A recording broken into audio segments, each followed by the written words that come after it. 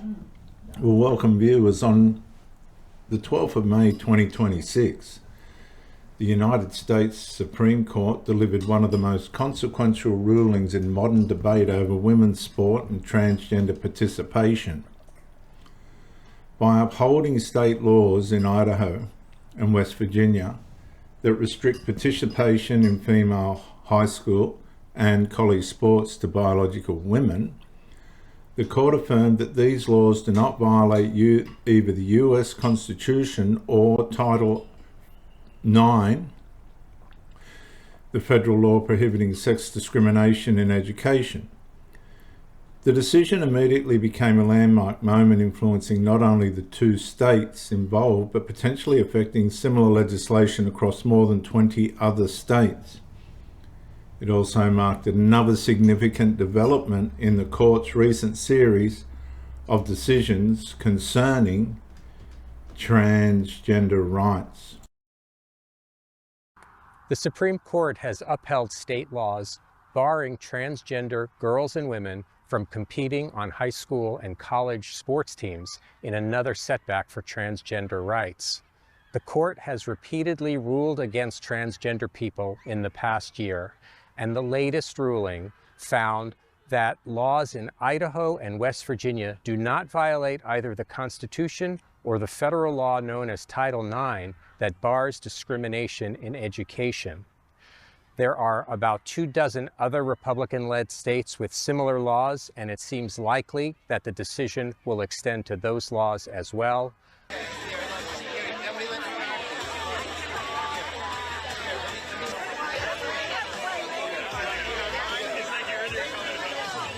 Left unresolved by this decision are lawsuits in California, Connecticut, and elsewhere where transgender girls and women are allowed to compete consistent with their gender identity.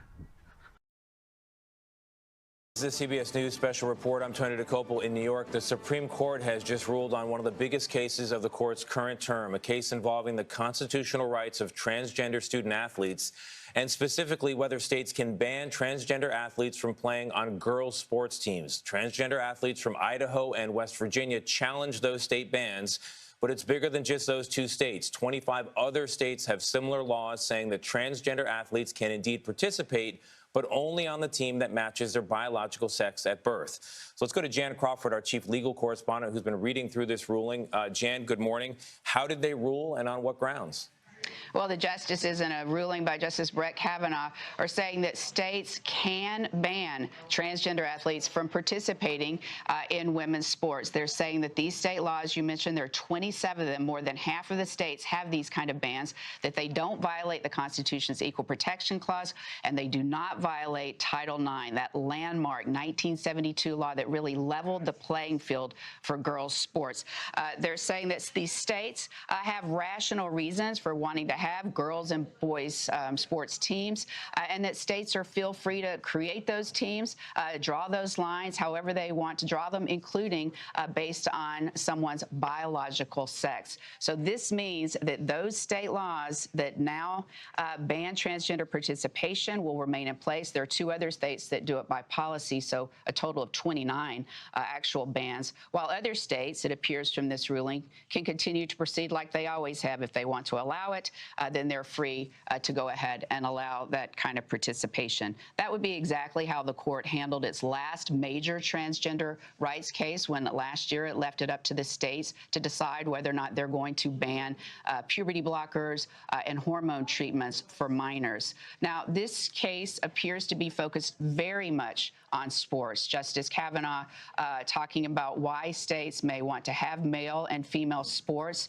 the differences in the biology of girls and boys, and potentially safety reasons. It's very focused on sports, which means it doesn't resolve the broader issues about transgender rights. For example, the status on a passport or military participation. The court is also not deciding exactly how it wants to treat transgender rights in terms of their constitutional status. Are they going to subject it to kind of a heightened discrimination like they would racial discrimination, for example? They're saving those issues, those very big issues, for another day. But again, Yeah, Eulander is a 5-time Olympian and in the skeleton and grew up in McGregor. After the Supreme Court's ruling, she gave a quote to Fox News that reads, in part, "Today's Supreme Court ruling is inspiring because it recognizes that protecting women as a biological class is not discrimination. It affirms that fairness matters, that reality matters, and that women shouldn't have to apologize for asking for fair and safe competition. Without fairness, there is no sport." I talked with Eulander today about why she wanted to speak on this issue, and she says it's because that she knows what it's like to be cheated during competition, referring to a doping scandal involving a Russian athlete during the Sochi Olympics and these past Winter Olympic qualifiers when the Canadian team withdrew 4 athletes days before a race, reducing the field size and lowering the points available for Olympic qualification. There are 2 things. It's one, I know what it's like to perform at your best and represent your family, your country at your best, and be cheated out of a moment. And there's nothing you can do about it. And to me, allowing men, biological men, to compete in women's sport is the same thing.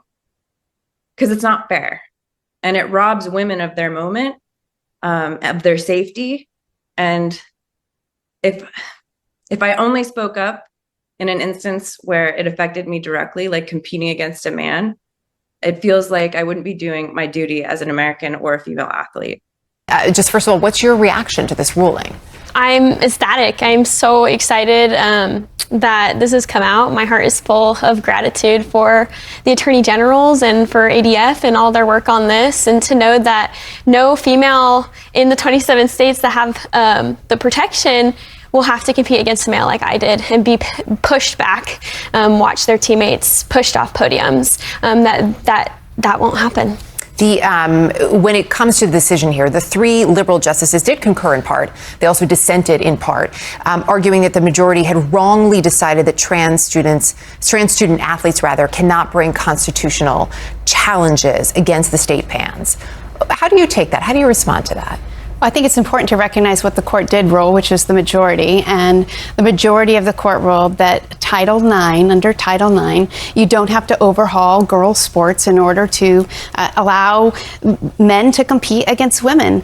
Also, the majority held in the 6-3 that, again, biology is real, that it matters in sports, and that states have the right to be able to protect women and girls. But by withholding participation for transgender athletes in states that are enacting these bans, and by the Supreme Court affirming those bans, we're risking taking away a possible family, a community, a sense of acceptance and belonging that would otherwise be found for these trans athletes.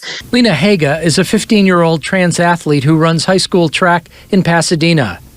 Haga says this ruling is definitely a setback, but not the end of the conversation. The Supreme Court can't negate my truth. I know who I am, and that's not something that they can ever take away from me. So I will continue fighting. I will continue fighting for acceptance and inclusion. The Supreme Court also voted to uphold state laws that ban transgender girls and women from playing on girls' sports teams in school. So that means Indiana's law, which impacts transgender girls from kindergarten through college, does not violate Title IX. Indiana Governor Mike Braun did weigh in on that decision, saying, quote, "This is just common sense. Men should not be allowed to participate in women's sports, full stop." He goes on to applaud the SCOTUS on this important decision and calls it a win for Hoosier women and families. Do you foresee the NCAA having to tweak its transgender athletes policy? I don't think so. I mean, generally speaking, we try to establish policies for most of our programs that can hopefully have a national standard to it. I had said to folks, Democrats and Republicans in Washington, after I got this job, that we needed some sort of clarity around what the national standard for this would be. And we adopted and comply with the standard that was put forth by the Trump administration. I think what happens at the state level is a different question.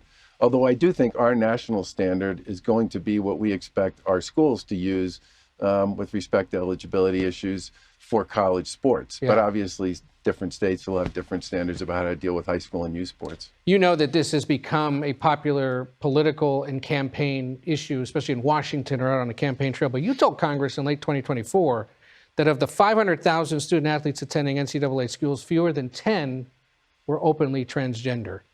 Where does this issue rank in terms of the critical ones facing the NCAA? Well, from my point of view, the most important thing about it is to have a clear policy and to have one that's consistent with federal policy, because that eliminates sort of all the gray with respect to how this should be dealt with or how it should be treated. But I can tell you that having talked to people on both sides of this issue, to those who are involved in it, it matters a lot. And I'm glad that the federal government gave us something we've been seeking for several years, which was Supreme Court on whether states could lawfully establish eligibility rules for women's athletics competitions based on biological sex. Supporters of the law argued they were designed to preserve fairness and competitive integrity in female sport, while opponents contended they unlawfully discriminated against transgender girls and women.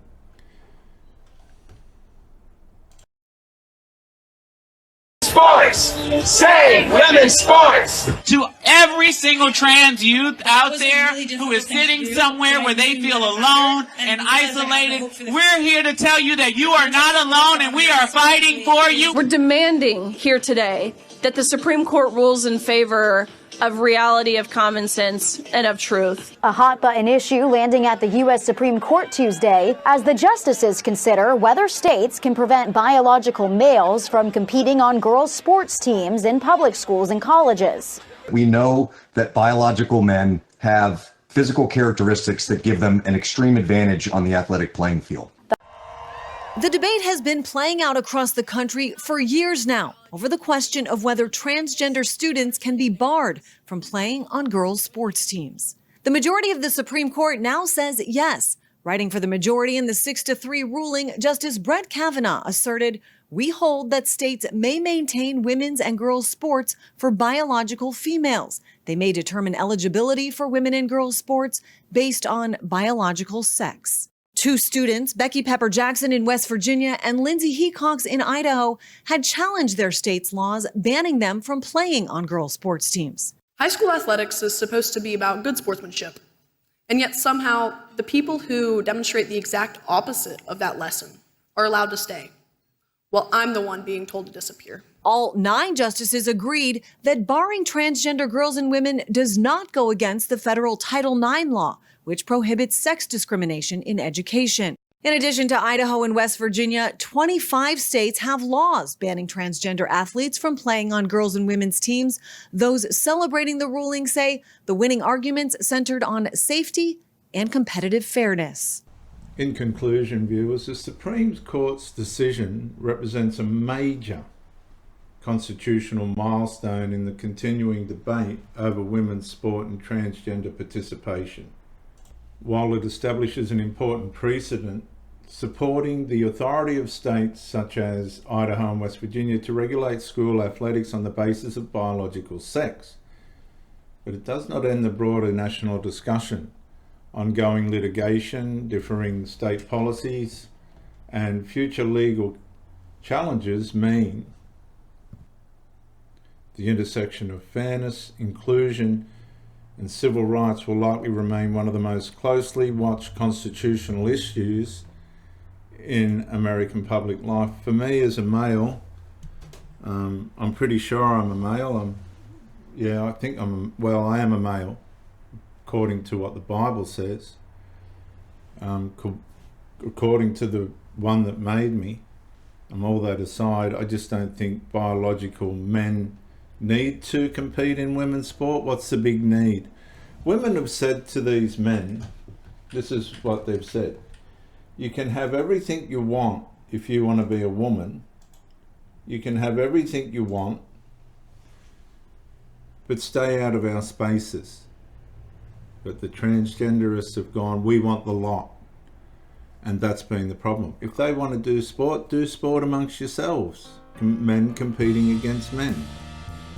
It's all part of a wicked construct. These people do not belong in women's competitive sports or spaces. But this is where it all falls over. I'll see you on the next one. You promised, son, but still love what you do to me. The highest highs, the lowest lows. You take me to every extreme. Can't get enough, please let me be. But I love what you do to me.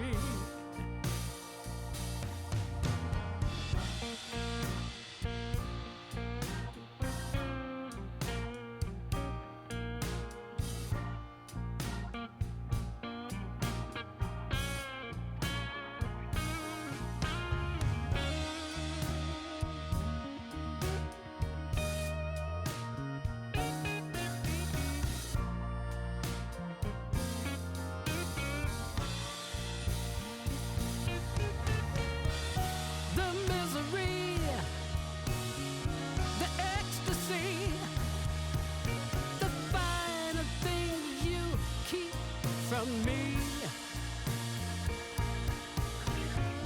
and then you touch, I feel so much. I just love what you do to me.